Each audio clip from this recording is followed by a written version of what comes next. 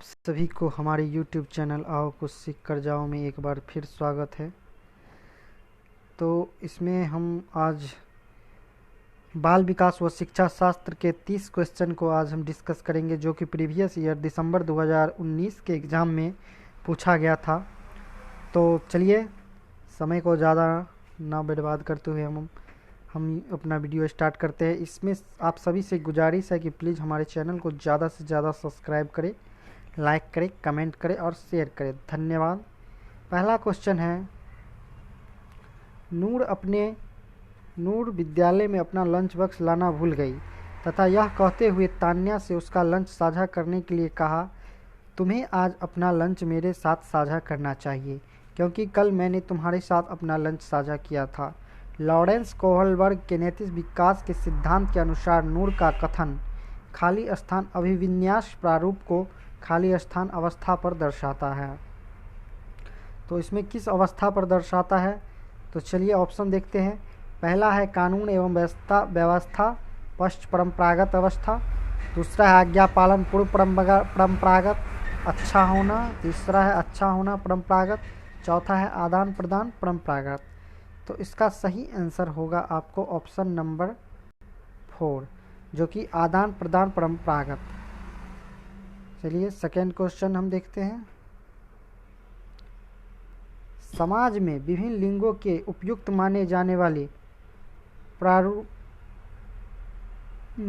प्रारूपिक विशेषताओं के बारे में जन्म सामान्य की अवधारणाओं को क्या कहते हैं? जन्म सामान्य की अवधारणाओं को क्या कहते हैं? जेंडर विभेदीकरण, जेंडर भूमिकाएं, जेंडर की पहचान, जेंडर रूढ़िवादिता। तो इसको हम लोग रूढ़िवादिता कहते हैं, जेंडर रूढ़िवादिता। ऑप्शन नंबर 4 करेक्ट होगा। ऑप्शन नंबर 4 जो है ये जेंडर रूढ़िवादिता आपका करेक्ट आंसर है। चलिए नेक्स्ट क्वेश्चन पे चलते हैं। क्वेश्चन बड़ा होने के कारण पहले पढ़ लिया जाए। हाल ही में पाठचर्या में ऐसी कहानियों को शामिल करने के लिए विवेकशील प्रयास किया गया है जिसमें पिता घर के कार्यों में लगा रहता और माता साहसी गतिविधियों को करती है। यह कदम किस लिए महत्वपूर्ण है? यह कदम किस लिए महत्वपूर्ण है? यह जेंडर पक्षपात को सशक्त बनाता है, यह जेंडर रूढ़िवादिता को समाप्त करता है, यह जेंडर स्थिरता को प्रोत्साहित करता है, यह जेंडर विभेदीकरण को बढ़ाता है। तो इसमें कहीं ना कहीं यह जेंडर रूढ़िवादिता को समाप्त करता है। ये ऑप्शन नंबर 2 आपका करेक्ट है। चलिए थर्ड हो गया। फोर्थ क्वेश्चन देखते हैं। वायोगोष्ठी के अनुसार जब एक वयस्क बच्चे के निष्पादन के वर्तमान स्तर को सहयोग द्वारा विस्तारित करता है तो इसे क्या कहते हैं? वायोगोष्ठी के अनुसार इसे क्या कहते हैं? खोजपूर्ण अधिगम, समीपस्थ विकास का क्षेत्र, ढांचा, अंतः व्यक्ति निष्ठा। तो इसको हम लोग कहते हैं ढांचा। ऑप्शन नंबर 3 करेक्ट है। ये क्वेश्चन है आपको सीटेट 2019 दिसंबर में पूछा गया है, वही हम अभी सॉल्व कर रहे हैं। चलिए नेक्स्ट क्वेश्चन देखते हैं। नेक्स्ट क्वेश्चन है जीन पियाजे के अनुसार संज्ञानात्मक विकास के सिद्धांत के अनुसार परिकल्पित निगमनात्मक तर्क किस अवस्थित में विकसित होता है? अर्थात जीन पियाजे के संज्ञानात्मक विकास के सिद्धांत के अनुसार परिकल्पित निगमनात्मक तर्क किस अवधि में विकसित होता है? पहला वैदिक चालक अवस्था, दूसरा मूर्त पूर्व संक्रियात्मक अवस्था, तीसरा मूर्त संक्रियात्मक अवस्था, चौथा अमूर्त संक्रियात्मक अवस्था। तो इसमें आपका ऑप्शन नंबर 4 करेक्ट हो जाएगा, अमूर्त संक्रियात्मक अवस्था। नेक्स्ट देखते हैं क्वेश्चन नंबर 6। खाली स्थान के अनुसार बच्चों के चिंतन के बारे में सामाजिक प्रक्रियाओं तथा सांस्कृतिक संदर्भ के प्रभाव को समझना आवश्यक है। ये किसके द्वारा कहा गया था? लॉरेंस कोहलबर्ग, जीन पियाजे, लेव वेस्टगी या अल्बर्ट बैंडुरा। तो ये बोला गया था लेव वेस्टगी। ऑप्शन नंबर 3 करेक्ट है, लेव वेस्टगी। चलिए नेक्स्ट देखते हैं। पियाजे के संज्ञानात्मक विकास के सिद्धांत से निहितार्थ निकालते हुए एक ग्रेड 6-8 के शिक्षक को अपनी कक्षा में क्या करना चाहिए? पहला ऑप्शन, तार्किक बहस के प्रयोग को हतोत्साहित करना चाहिए। ऐसी समस्याओं प्रस्तुत करनी चाहिए जिसमें तर्क आधारित समाधान की आवश्यकता होती हो। एक अवधारणा को पढ़ने के लिए केवल मूर्त सामग्रियों का प्रयोग करना चाहिए। केवल निर्धारित पाठ्यक्रम पर ही निर्भर रहना चाहिए। तो आपको हम एक चीज़ बता दें, जिसमें केवल और जिसमें प्रेशर, जिसमें निगेटिव कोड वर्ड हो, वो आपको ऑप्शन करेक्ट नहीं होगा। तो यहाँ पे 4 ऑप्शन में आप देखिए, यहाँ पे केवल दिया गया है, इसमें कहीं ना कहीं बहस लिखा हुआ है, ये गलत हो गया। और इसमें केवल यहाँ भी प्रयोग किया गया, ये भी गलत हो गया। तो ये इस हिसाब से ये ऑप्शन नंबर 2 करेक्ट हो गया। आप ट्रिक के माध्यम से भी हम आपको एक कोडवर्ड वाला वीडियो भी बताएंगे। अगर आप कमेंट करके हमें नीचे लिखते हैं तो हम आपको ऐसा वीडियो भी आगे प्रस्तुत करेंगे। क्वेश्चन नंबर 8 देख लेते हैं। क्वेश्चन बड़ा है, पहले पढ़ लेते हैं। हार्वर्ड गार्डन के बहुबुद्धि सिद्धांत के अनुसार तार्किक गणितीय बुद्धि वाले एक व्यक्ति की क्या विशेषता हो सकती है? पहला, ध्वनि, ताल तथा शब्दों के अर्थ के प्रति संवेदनशीलता। दूसरा, दृश्य स्थानिक परिवेश को सटीक रूप से ग्रहण करने की योग्यता। तीसरा, संगीतमय अभिव्यक्तियों के आवाज़ के स्तर, ताल एवं सौंदर्यपूर्ण गुणों को उत्पन्न करने एवं प्रशंसा करने की योग्यता। चौथा, पैटर्न को खोजने की एवं तर्क की लंबी श्रृंखला को हल करने की क्षमता एवं संवेदनशीलता। तो इसका सही ऑप्शन नंबर 4 हो जाएगा। चलिए नेक्स्ट क्वेश्चन देखते हैं। वह प्रक्रिया जिसके द्वारा बच्चे आदतों, कौशलों, मूल्यों तथा विप्रेरणाओं को विकसित करते हैं और जो उन्हें समाज का जिम्मेदार एवं क्रियाशील सदस्य बनाते हैं, उसे क्या कहते हैं? जहाँ पे आपको समाज क्वेश्चन में नज़र आवे, क्वेश्चन में जहाँ कहीं भी आपको समाज और आंसर में सामाजिकरण नज़र आवे, वो आपको करेक्ट होगा। ये आपका ट्रिक है, ये आप नोट कर लीजिए, ठीक है। क्वेश्चन में आपको समाज और आंसर में समाज कर, आपका ऑप्शन नंबर 1 करेक्ट हो गया। चलिए नेक्स्ट क्वेश्चन नंबर 10। मानव विकास के संदर्भ में आनुवांशिकता तथा पर्यावरण की भूमिका के बारे में निम्नलिखित कथनों में से कौन सा सही है? पहला, व्यक्तित्व विभिन्नताओं का एकमात्र कारण आनुवांशिकता है। परिवेशीय प्रभाव पूर्ण रूप से एक व्यक्ति के विकास को निर्धारित करते हैं। मानव विकास को न तो आनुवांशिकता और न ही पर्यावरण प्रभावित करते हैं। आनुवांशिकता एवं पर्यावरण दोनों एक जटिल पारस्परिक क्रिया के रूप में मानव विकास को प्रभावित करते हैं। तो इसका ऑप्शन नंबर 4 करेक्ट होगा। और एक चीज़ और हम बता दें, अगर आपको कुछ समझ में नहीं आवे, कुछ भी समझ में ना आवे, कुछ भी समझ में ना आवे, जो आपको सबसे बड़ा ऑप्शन लगे, सबसे बड़ा जो लगे, आप वो टिक करके आइए, वो आपको 80% आपका करेक्ट होगा। चलिए नेक्स्ट देखते हैं।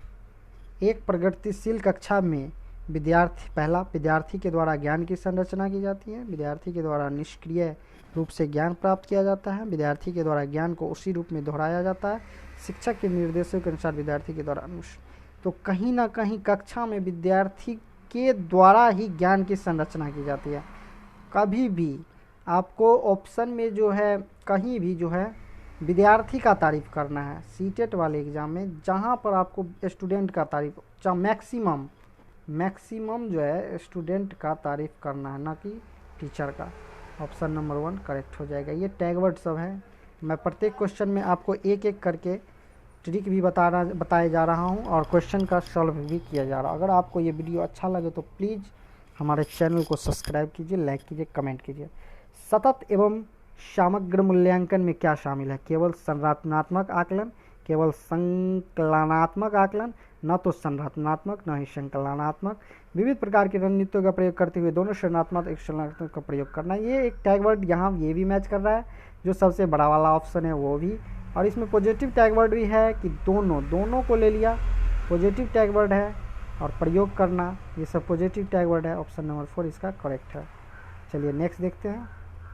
13 क्वेश्चन बड़ा है इसलिए इसको हम थोड़ा छोटा कर लेते हैं।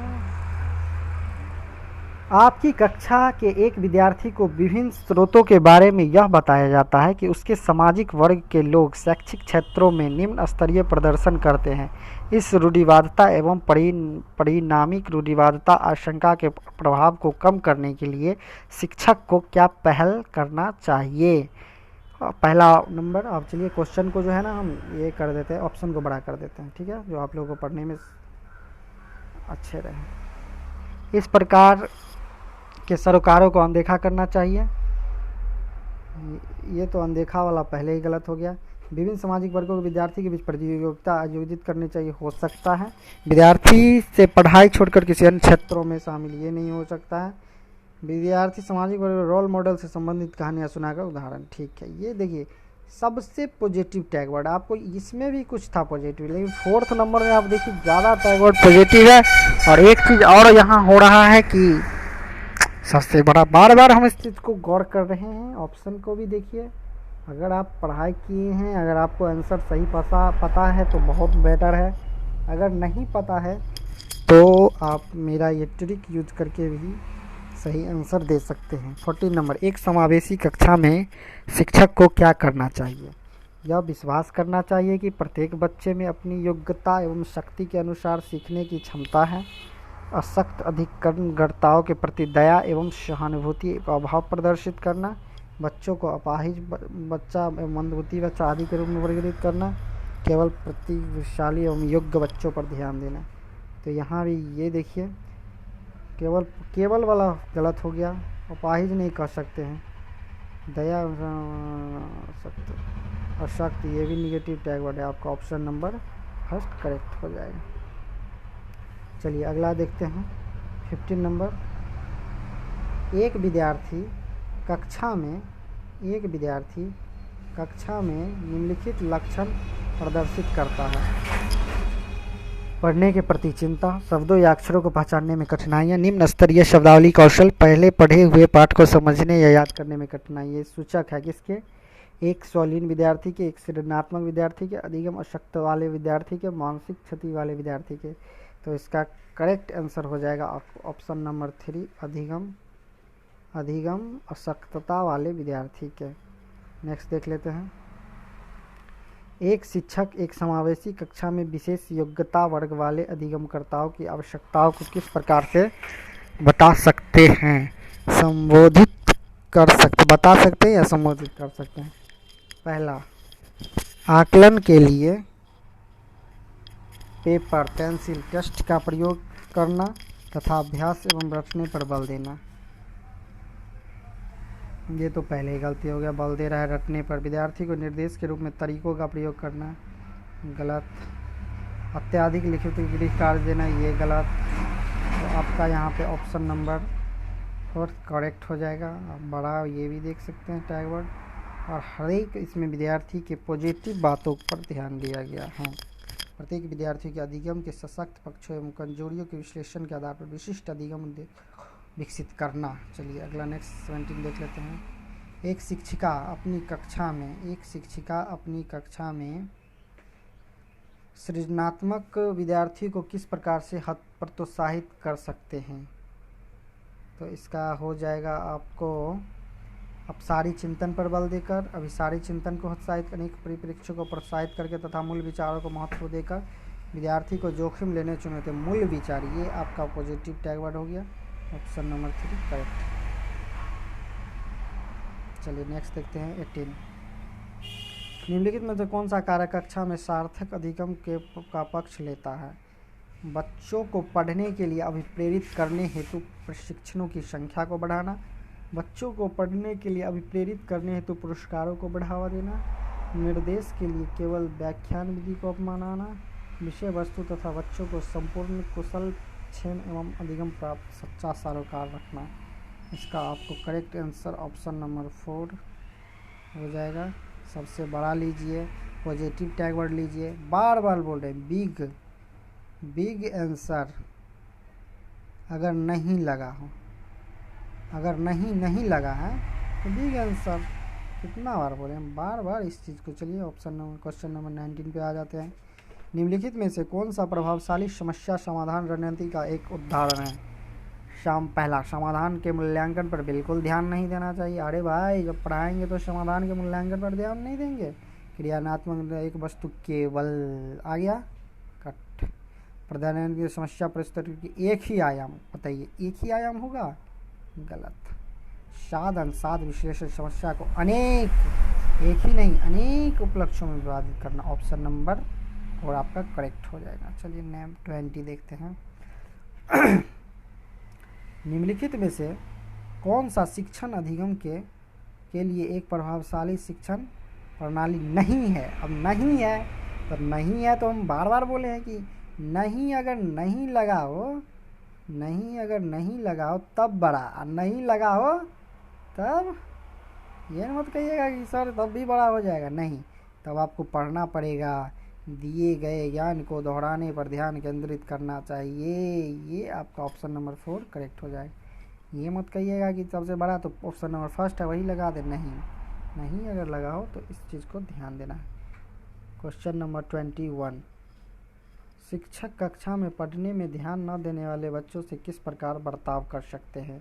बच्चों को कक्षा से बाहर जाने के कहकर, पूरी कक्षा के सामने उन्हें बार बार डांट कर, उनसे बात करके, उनकी अनिश्चित कारण जानने की कोशिश करके, उन्हें गृह कार्य के रूप में अत्यधिक वर्कशीट देकर। तो पता है जब भी शिक्षक उससे बात नहीं करेंगे, उसका क्या प्रॉब्लम है वो नहीं जानेंगे, तो कहाँ से कुछ होगा। ये सब तो आम बात है। देखिए कभी भी पॉजिटिव थिंग लेके चलिए, ऑप्शन नंबर 3 करेक्ट है।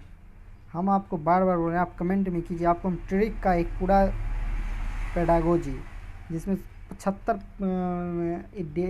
120 में जो है 150 क्वेश्चन में आपको 75 से 80 क्वेश्चन सिर्फ पेडागोजी से रहता है। संरचनावादी उपागम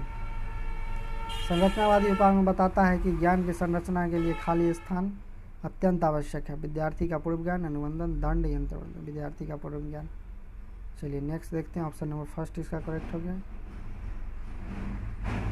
बच्चे अनेक घटनाओं के बारे में सहजानुभूत सिद्धांत की संरचना करते हैं। इस पृष्ठभूमि में एक शिक्षक को क्या करना चाहिए। संवाद के द्वारा बच्चों की इन अवधारणाओं को चुनौती देना चाहिए, बच्चों के इन विचारों को खारिज करना चाहिए, बच्चों के विचार एवं सिद्धांतों को अनदेखा करना चाहिए, बच्चों को इन विचारों के लिए डांटना चाहिए क्योंकि ये विचार उनके शिक्षण में हस्तक्षेप करता है। डांटना तो कभी नहीं चाहिए, डांटना तो कभी नहीं चाहिए, ये गलत है। उसके बाद विचार सिद्धांत तो अनदेखा कभी नहीं करना चाहिए, खारिज कभी नहीं करना चाहिए, इसलिए इसका ऑप्शन नंबर 1 करेक्ट हो जाएगा। देखिए कुछ यहाँ पे कहिएगा सर बड़ा ये था, लेकिन यह डांटना निगेटिव टैग वर्ड है। कितना बड़ा बोले, बच्चा को आप डांट नहीं सकते, प्यार से पढ़ा सकते हैं, ठीक है। चलिए क्वेश्चन नंबर 24 देख लेते हैं। संज्ञान एवं संवेग के बीच किस प्रकार से संबंध होता है। एक द्विदेशीय संवेग ज्ञान को प्रभावित करते हैं, ऑप्शन नंबर 2 हम पहले पढ़ दिए। एक दूसरे से स्वतंत्र है, ऑप्शन नंबर 1 जो संज्ञान को प्रभावित करते हैं, इसका हो जाएगा ऑप्शन नंबर 2। कुछ चीज़ें याद करनी पड़ती है। एक द्विदेशीय संवेग ज्ञान को प्रभावित करते हैं। चलिए क्वेश्चन नंबर 25, निम्नलिखित में से कौन से कारक अधिगम को प्रभावित करते हैं। तो यहाँ पे हो जाएगा विद्यार्थी की अभिरुचि, विद्यार्थी की सामवेदिक स्वास्थ्य, शिक्षा स्तरीय रणनीतियाँ, विद्यार्थी का सामाजिक एवं सांस्कृतिक संदर्भ। और यहाँ पे आपको चारों ऑप्शन करेक्ट हैं।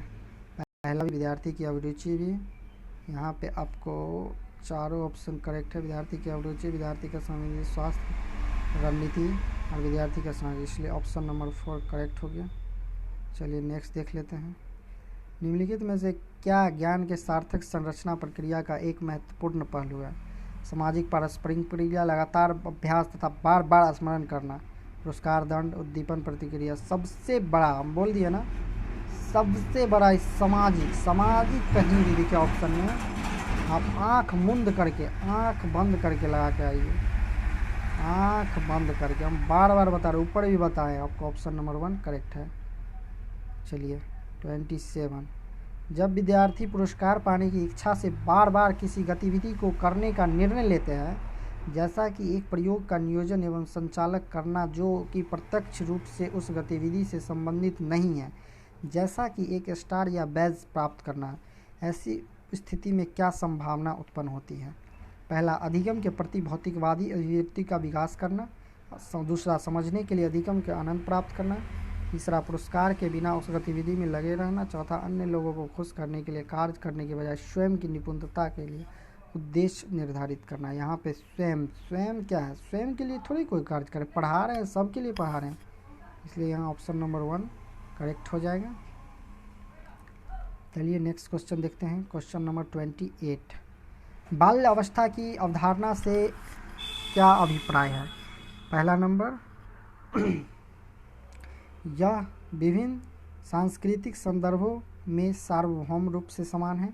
दूसरा, समकालीन सामाजिक संरचनावादी मनोवैज्ञानिक के अनुसार यह एक सामाजिक संरचना है। अब कुछ पढ़ने का ज़रूरत ही नहीं है, कितना बार बोले भाई कि सामाजिक कहीं भी दिखे आंख बंद करके, आगे हम पढ़ेंगे ही नहीं। क्यों पढ़ेंगे? कुछ नहीं पढ़ेंगे, आंख बंद करके मार के चलाएंगे। Option number 2 correct. क्यों पढ़ेंगे? 29, निम्नलिखित में से कौन सा मध्य बाल्यावस्था की विशेषता है? शारीरिक वृद्धि एवं विकास बहुत तेज गति से होता है। दूसरा, अमूर्त रूप से सोचने तथा वैज्ञानिक तर्क का प्रयोग करके योग्यता के विकसित होता है। बच्चे तार्किक एवं मूर्त रूप से सोचना प्रभाव करते हैं। अधिगम मुख्य रूप से संवेदी चालक होते हैं। बच्चे कभी भी जो है ना तार्किक एवं मूर्त रूप से सोचना प्रारंभ करते हैं। ऑप्शन नंबर 3 करेक्ट हो जाएगा। चलिए लास्ट क्वेश्चन है लास्ट क्वेश्चन है, देख लेते हैं। परिवार एवं पास पड़ोस में बच्चों के समाजीकरण की मनोवैज्ञानिक एजेंसियां हैं, प्राथमिक एजेंसियां हैं, मध्य एजेंसियां हैं, द्वितीयक एजेंसियां हैं। तो इसका करेक्ट आंसर हो जाएगा ऑप्शन नंबर 2 करेक्ट, प्राथमिक एजेंसियां हैं। ये सारा क्वेश्चन आपको सीटेट दिसंबर 2019 में पूछा गया है, उसी का क्वेश्चन है। अगर आपको ये वीडियो अच्छा लगे तो प्लीज़ हमारे चैनल को ज़्यादा से ज़्यादा सब्सक्राइब करें, लाइक करें। अगर आपको ये वीडियो अच्छा लगे तो आप हमारे चैनल को ज़्यादा से ज़्यादा सब्सक्राइब करें, क्योंकि आजकल फ़ायदा वाला चीज़ कोई नहीं लेता है, सब घाटा का। एक टिकटॉक वर्सेस यूट्यूब वीडियो बनाता है तो इतना पॉपुलर हो जाता है, लेकिन ज्ञान वाला वीडियो कोई नहीं चलाता है, कोई नहीं। उसका वो कभी नहीं वायरल हो सकता। वो क्यों वायरल होगा? उससे तो ज्ञान की अर्जन होता है, लेकिन जिसमें 10 गाली 50 गाली भरा हुआ है वो वीडियो वायरल हो जाता है। अगर आप लोगों को मेरा बात अच्छा लगे तो प्लीज़ हमारे चैनल को ज़्यादा से ज़्यादा सब्सक्राइब करें, लाइक करें, कमेंट करें। धन्यवाद।